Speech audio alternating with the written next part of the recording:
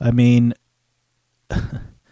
could you have even imagined this country coming to this point? I think we lived in a happy little space prior to this, somewhere in between Woodrow Wilson and FDR internment camps. And here we are waking up. It's a sad sight to see. Yeah, we will be right back.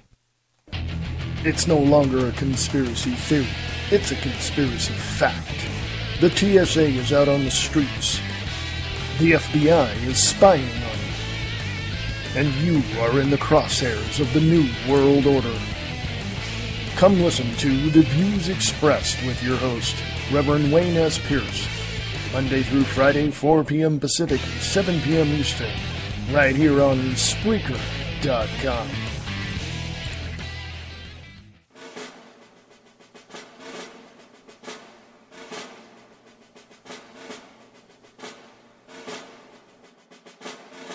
In this time of political power grabs, endless bureaucracy, the creation of czars, the trampling of your constitutional rights,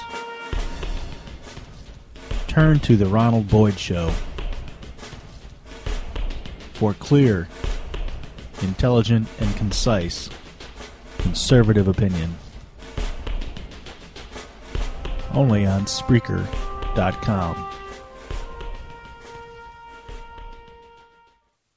Government handouts, the progressives' Viagra. The only thing free here is the truth. You're listening to the Conservative Radio Network.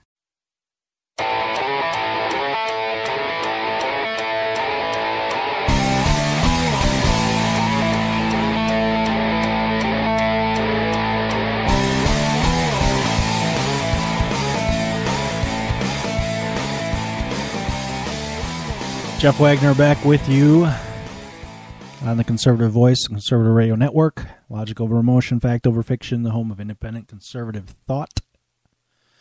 We were talking before the break about Sean Smith's mother and the fact that President Obama, Hillary Clinton, Susan Rice, and others looked this woman in the face and told her that this was caused by this video.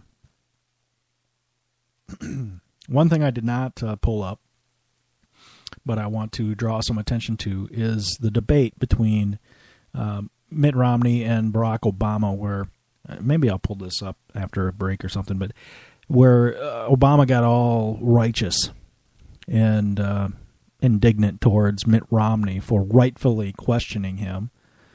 And as you can see now, Mitt Romney was absolutely 1,000% correct about Barack Obama and this response in Benghazi. But I remember, and I'm sure you do too if you watch the debate, the look on Obama's face, the tone in his voice when he responded to Mitt Romney regarding Benghazi. Isn't that enough to want to get this guy the hell out of the White House? The lying liar in chief that we know he is, and people on the left defend. And finally, today, the White House press corps, including NBC, which I just about had a heart attack about, are questioning this administration and finally coming around. And I don't know if they want to. I think they really have no choice. The left has done such a horrible job with trying to minimize this. For example, I mean, it goes even down to the state level. We have a Democratic state senator here in the state of Wisconsin who said that the hearings didn't produce a smoking gun. As a matter of fact, they didn't even produce a slingshot. Well, obviously, he didn't watch the hearings, and obviously he thinks we're all fools. There are still questions unanswered, and there still needs to be more dug into. And Hillary needs to come back and explain herself. And they need to talk about this supposed report, that was generated, that really was generated without even interviewing Hillary Clinton or several of the key people that should have been interviewed after Benghazi. Let's take a listen to, go down memory road, and I'm sure you've heard this before as well, but just a refresher, the first time, or I guess the only time, that Hillary was up in front of Congress for this hearing, and how she responded to Senator Johnson, also from Wisconsin, who I thought did a good job on this, but actually should have pushed back a little bit harder, I think. I don't give a damn if she was a Secretary of State. If I was sitting in his shoes, I would not have tolerated her behavior. Which is somewhat of a scattered thought, but I want to put this in here because Ted Cruz lately is getting a lot of crap, being criticized for speaking out. Well, isn't that what he was elected for? I don't give a crap if he's a junior senator. He's representing the people who put him there. It's a joke that the people on the left criticize him for being outspoken. I think they're afraid of him. But anyway, back to Hillary. This is a woman who has designs of being your next president. This is a woman who aired a commercial about the 3 a.m. phone call, a direct attack on Barack Obama, and what we found out was Barack Obama sleeps through that phone call.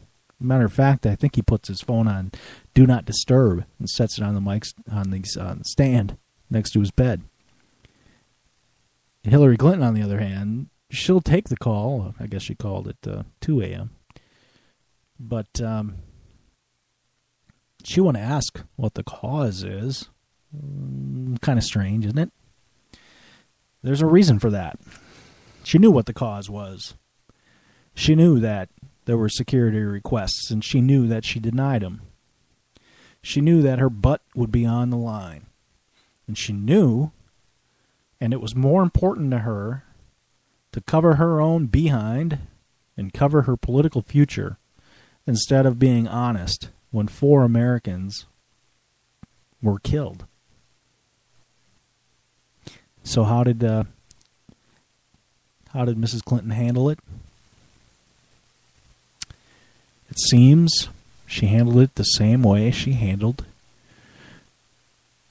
the whole issue of Monica Lewinsky. The woman seems to be a habitual liar to cover the ass of the current president. Unless, of course, that president is a Republican. I can remember seeing her in the State of the Union addresses when George W. Bush was president, and seeing her so angry, twitching about in her seat, thinking about what it would have been like to be up there herself. And it should scare the hell out of you that this woman that I'm going to play here wants to be your next president. We were misled that there was supposedly protests and then something sprang out of that, an assault sprang out of that. And that was easily ascertained that was not the fact. But the American people could have known that within days, and they didn't know that. With all due respect, the fact is we had 4 dead Americans. Was it because of a protest, or was it because of guys out for a walk one night who decided they'd go kill some Americans? What difference at this point does it make? It is our job to figure out what happened and do everything we can to prevent it from ever happening again, Senator. Now, what difference does it make? Well, it makes all the difference in the world to the family of those that are fallen and injured, one of which is still in the hospital with severe injuries, by the way, months after this occurred. It makes all the difference to the American people who were lied to. It makes all the difference to the American people who have children serving or spouses serving in the armed forces. They want to know that their government is going to look out for them. You look at this government, and this is the government that wants to control your health care. Oh, and they want to hire them in the IRS, the same group that just apologized today for singling out the Tea Party because they don't agree with them, singling out conservative groups because they don't agree with them. Wake up, America. This is your government, hard at work. This is your government, hard at work, taking your rights away. Hey, BK, what's the think tank all about? Oh, we're going to be talking about news and current events and politics, and, you know, our main goal is to also make it funny. Funny? Yeah, funny, yeah. As a matter of fact, if you haven't pissed your pants by the end of the show, we haven't done our job. The Think Tank, Thursday nights at 9 p.m. Central Time on Spreaker.com. And will, to the best of my ability, preserve, protect, and defend preserve, protect, and defend the Constitution of the United States. The Constitution of the United States. So help you God. So help me God. Ah, damn politicians. My mother always told me this country would be screwed if the liberals had their way. The only sanity I get is when I listen to Jeff Wagner on the Conservative Voice, only on the Conservative Radio Network.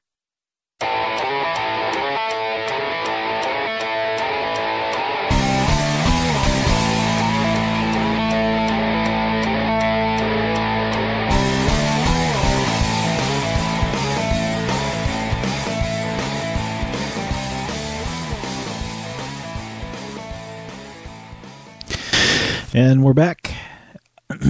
Yeah, so this is the woman and this is the government that wants to have more of an active role and control your life, whether it's your health care or it's the new Pelosi program wanting to grab your children as soon as she possibly can because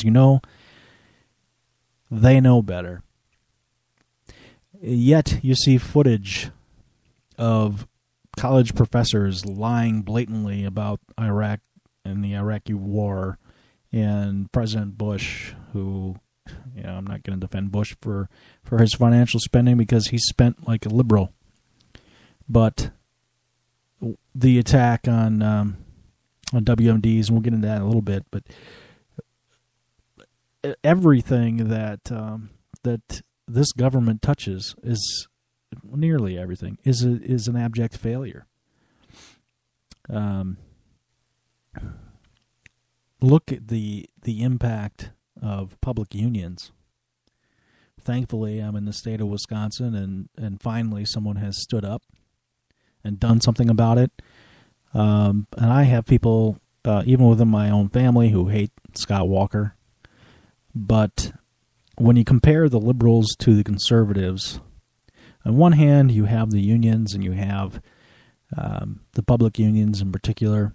You have people who, in the state of Wisconsin, were paying 3% for their benefits, while I pay 28% on a monthly basis for my benefits, plus pay the additional taxes to pay for the difference in theirs. Somehow, that just doesn't seem right. It doesn't quite feel like equal representation, equal taxation to me.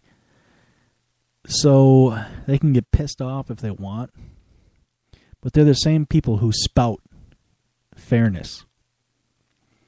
They're the same people who attack people who have been successful and think that they're the ones who should fork out a bunch of money to pay for people who are lazy. Again, another topic. But this all gels together here because it's all again, nothing to see here. Move on. We know better. We are the party of the elite. We're on a mission here, and the mission Barack Obama is on, by the way, is the mission of the New World Order, the world government. He wants the United States to play a